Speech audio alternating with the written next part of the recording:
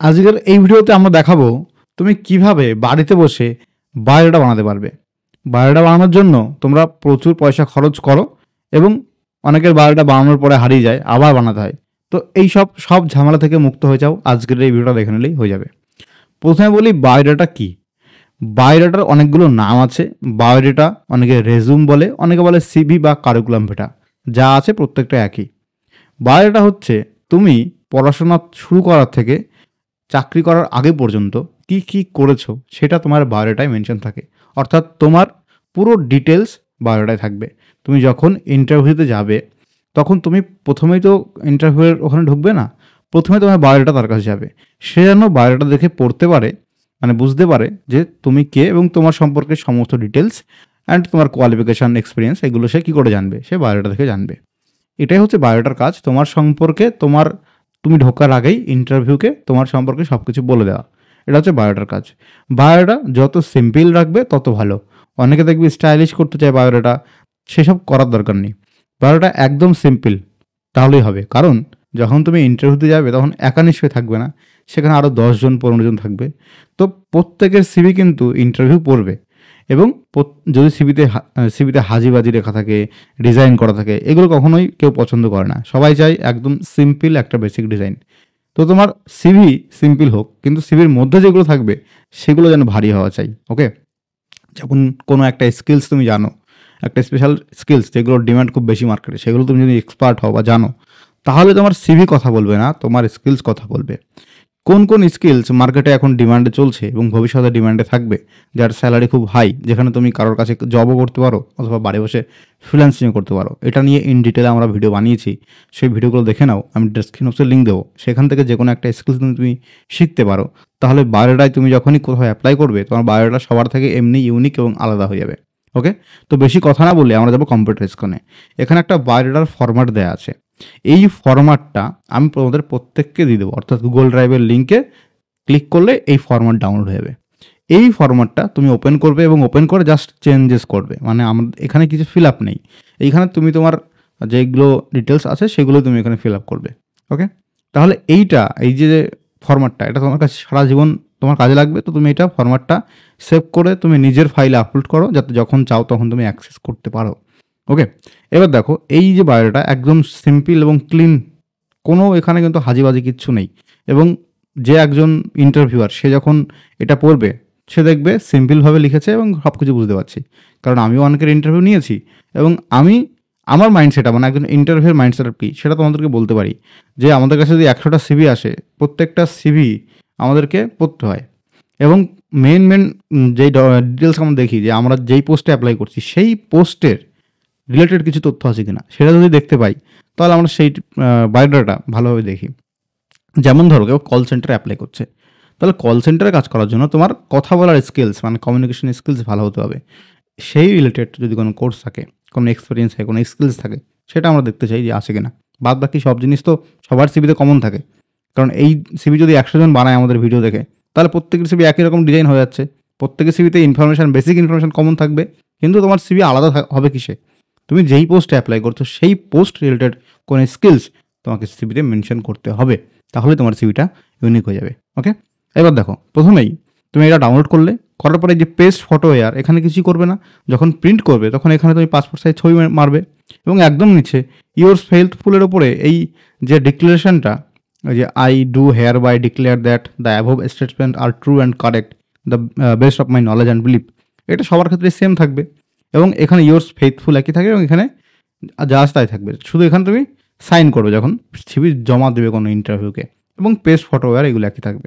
বাদ বাকি এগুলো যদি তুমি চাও ইচ্ছা মতো এদিক ওদিক সরিয়ে চেঞ্জেস করতে পারো। এইবার আমি তোমাদেরকে দেখিয়ে দিই এখানে তুমি কী কী লিখবে। প্রথমত প্রিন্ট করার আগে তোমাকে এটা এডিট করতে হবে, তারপরে প্রিন্ট করবে।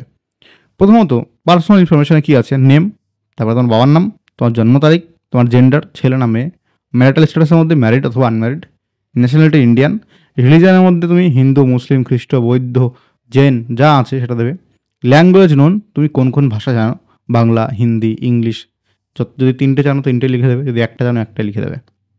তারপরে এখানে অ্যাড্রেস, এই অ্যাড্রেস বক্স করেছি আলাদা করে, যেন বক্সটা চোখে পড়ে এবং অ্যাড্রেসটা বুঝতে পারে, যে হট করে চোখ যাবে যে অ্যাড্রেসটা কী আছে। তুমি তোমার ফুল অ্যাড্রেস দিয়ে দেবে, ভিলেজ থেকে পিনকোড পর্যন্ত। তো এখানে তুমি এভাবে যদি লেখো ভিলেজ পোস্ট, এভাবে লিখবে না, সিম্পলভাবে লেখো ভিলেজ পোস্ট, এগুলো লেখার দরকার নেই, নর্মাল লিখে দাও। তারপরে কন্ট্যাক্ট ডিটেলস, সেখান থেকে তোমার ফোন নাম্বার এবং ইমেল আইডি। এই যে ফোন নাম্বার ইমেল আইডি সবসময় অ্যাক্টিভ ইমেল আইডি এবং অ্যাক্টিভ ফোন নাম্বার দেবে, কারণ এখানে তুমি সিলেক্ট হলে কন্ট্যাক্ট কী করে করবে ঘুরিয়ে, আমি যে ইন্টারভিউয়ার, আমি তোমার ইন্টারভিউ নিলাম, তুমি সিলেক্ট হলে তোমার ভাড়াটা পছন্দ হলেও আমার তুমি সব ঠিক আছে, কিন্তু তোমাকে কন্ট্যাক্ট কী করে করবো চাকরিটা দেওয়ার জন্য, যদি এখানে ফোন নাম্বার ইমেল আইডি ঠিক না দেওয়া থাকে, তো সেটা তোমাকে ঠিক দিতে হবে। এরপরে চলে আসবে এডুকেশনাল কোয়ালিফিকেশান, যেখানে তুমি হায়েস্ট কোয়ালিফিকেশানগুলো ফিল আপ করবে, কিন্তু বোর্ড পরীক্ষা যেগুলো সেগুলো ফিল আপ করবে প্রথম থেকে। যেমন প্রথম স্টেপ বোর্ড পরীক্ষা হচ্ছে মাধ্যমিক, তাই এখানে তুমি দেবে মাধ্যমিক অথবা 10th। তারপরে উচ্চ মাধ্যমিক মানে 12, তারপরে এখানে চলে আসবে গ্রাজুয়েশন, পোস্ট গ্রাজুয়েশন, তারপরে আইটিআই, পলিটেকনিক, ডিপ্লোমা যা আছে সেগুলো ফিল আপ করবে। যদি এখানে তোমার টেবিল বাড়ে, মানে তোমার এতগুলো কোয়ালিফিকেশান যে তোমার টেবিল এখানে বাড়াতে হলো, তাহলে তোমাকে টেবিল এখানে বাড়াতে হবে, এখানে টেবিল বাড়িয়ে নেবে, নিয়ে সেগুলো ফিল আপ করবে। তাহলে কোয়ালিফিকেশানের ধরো কেউ 10th ফিল আপ করছে এখানে, তাহলে 10th-এ তাকে কী কী ফিল আপ করতে হবে, আমি জাস্ট একটা উদাহরণ দিয়ে তোমাদেরকে দেখাচ্ছি। 10 দিলাম, দেওয়ার পর 10th-এর বোর্ডের নাম, তো এখান থেকে আমি দেবো আর একটা বোর্ডের নাম। বোর্ডের নাম কি? 10th-এর বোর্ডের নাম আমি পাস করেছি West Bengal board of secondary education. অনেকে শর্ট ফর্ম লেখো WBSE, সেটা করবে না, ফুল ফর্ম লিখবে। কারণ তুমি যদি শর্ট ফর্ম লেখো, সবাই যেটা লেখে দেখতে ভালো দেখায়, জায়গা কম খায়, কিন্তু ইন্টারভিউর মনে এটা একটা দাগ কেটে যায় যে হয়তো এই ক্যান্ডিডেটটা কুড়ে, যদিও এর কোনো সায়েন্টিফিক মানে নেই, প্রমাণ নেই, কিন্তু তবুও একটা পার্সপেক্টিভ ধারণা তৈরি হয়। সেক্ষেত্রে তুমি এখানে পুরো ফুল বোর্ডের নাম লিখবে, West Bengal board of secondary education. এটা দেখতেও ভালো লাগে এবং ফুল ইনফরমেশন আছে। এমন কিছু বোর্ডের নাম আছে যেগুলো অতি পরিচিত না, যেমন West Bengal board of secondary education সবাই জানি আমরা, পরিচিত। WBCHSE এটাও পরিচিত, কিন্তু এমন কিছু বোর্ডের নাম আছে যেগুলো যদি শর্টে লেখো তাহলে অনেকে জানেই না যে সেটা বোর্ডটার নাম কি। সেক্ষেত্রে তোমাকে ফুল ফর্ম লেখাটা অলওয়েজ বেটার, তো এখানে ফুল ফর্ম দেবে বোর্ডের নাম। এরপর ইয়ার অফ পাসিং, কত সালে তুমি পাস করেছো 10th এবং কত পার্সেন্টেজ মার্ক পেয়েছো, এইটা দিলেই হয়ে যাবে। তারপরে আসবে 12, এবার 12-এর বোর্ডের নাম দেবে। তারপরে তুমি যদি 12 আর্টস নিয়ে পাস করো তাহলে 12-এর পাশে আলাদা করে কিছু লেখা লাগে না, কিন্তু তুমি যদি 12-এর সময় আর্টস বা সায়েন্স নিয়ে পাস করো তাহলে সেটা তোমাকে মেনশন করে দিতে হবে। 12, তারপরে ব্র্যাকেটের মধ্যে আমি লিখবো CIENCE, মানে আমি সায়েন্স নিয়ে পাস করি, বা যে কমার্স নিয়ে বসে কমার্স দেবে। এটা দিলে একটা স্পেসিফিকভাবে বোঝালে যে তুমি এই বিষয়ে পড়েছো, কারণ আর্টস তো কমন। তারপরে এখানে বোর্ডের নাম, কত সালে পাস করেছো, কত পার্সেন্ট মার্ক পেয়েছে 12-এ। তারপরে গ্রাজুয়েশন, একইভাবে বিএ যদি তুমি অনার্স নিয়ে পাস করেছো, কোন সাবজেক্টে অনার্স নিয়ে পাস করেছো সেটা তুমি মেনশন করে দেবে। তারপরে বোর্ডের নাম দেবে, ইয়ার অফ পাসিং মার্কস পার্স। তারপর আইটিআই কোন ট্রেডে পাস করেছো সেই ট্রেডে দিতে হবে, তোমার কোন বোর্ড, কোন ইয়ার অফ পাসিং মার্ক। তারপর যদি কোনো কোয়ালিফিকেশন থাকে সেটা দেবে। এরপরে বাদবাকি চলে আসবে। এটা হচ্ছে সিম্পল একটা বায়োডাটা অ্যাজ এ ফ্রেশার, যার কোনো অভিজ্ঞতা নেই তার জন্য। এইবার চলে আসবো যাদের একটু অভিজ্ঞতা রয়েছে তারা কীভাবে বায়োডাটা বানাবে। তাদের এইটা সেম থাকবে, কিন্তু তাদের এখানে এই যে ক্লোজিং স্টেটমেন্ট, এইটা শুরু হয়ে গেল ক্লোজিং স্টেটমেন্ট, এইখান থেকে যতটুকু আছে সেটা যাবে ক্লোজিং স্টেটমেন্ট। তারা অ্যাড এ পেজে ক্লিক করে আরেকটা পেজ বানাবে, দিয়ে এইটা তোমরা চলে আসবে নিচে নিয়ে চলে আসবে, ঠিক আছে। আচ্ছা, তাদের আবার সিভি দুপাতার হয়ে যাবে। এটা তো এতক্ষণ এক পাতার সিভি ছিল, মানে A4 পেপারে একটাই প্রিন্ট হবে, কিন্তু দুপাতার সিভিতে তাহলে আবার নিচে একটা চলে আসবে। এইবার তুমি এখানে অ্যাড করবে এডুকেশনাল কোয়ালিফিকেশন দেওয়ার পরে তোমার এক্সপেরিয়েন্স, তো এখান থেকে তুমি আর একটা ট্যাব বানিয়ে নেবে। নেওয়ার পরে এইখানে তুমি লিখে দেবে এক্সপেরিয়েন্স। এরপরে তুমি কোন কোম্পানিতে কাজ করেছো, কত সাল করেছো কাজ করেছো, কত অভিজ্ঞতা আছে, কত মাইনে ছিল, কী ডেজিগনেশনে কাজ করেছো সেটা তোমাকে দিতে হবে। এইবার কারো স্কিলস আছে, ধরো তুমি ChatGPT জানো, AI টুলস ব্যবহার করতে জানো, ভিডিও এডিটিং জানো, তাহলে তুমি এখানে লিখে দেবে স্কিলস, লিখে দিলে, দিয়ে নিচে লিখবে ভিডিও এডিটিং, দিয়ে তুমি যদি এর আগে কোথাও কাজ করে থাকো তাহলে সেই কোথায় কাজ করেছো সেটা মেনশন করে দেবে। যদি তুমি কোনো সংস্থার হয়ে কাজ করো তা মেনশন করে দেবে, এবং কত বছরের অভিজ্ঞতা সেটা মেনশন করে দেবে। তুমি যদি স্পেসিফিক কোনো অ্যাডোব প্রিমিয়ার বা ফিল্মোরা এরকম কোনো সফটওয়্যার এক্সপার্ট হয়ে থাকো তাহলে সেগুলো দেবে। তো এই যেগুলো যখনই তুমি দেবে তখনই তোমাকে এক্সট্রা একটা বেনিফিট অ্যাড হবে। কিন্তু এইগুলো সব ক্ষেত্রে প্রযোজ্য হবে না। যদি তুমি সংস্থায় কাজ করতে চাও যেখানে তুমি একটা ম্যানেজার পোস্টে অ্যাপ্লাই করতে চাইছো, বা টিম লিডার পোস্টে বা এক্সিকিউটিভ পোস্টে, তখন তোমার এইগুলো কাজে লাগবে না, তখন বেসিক হলেই হবে।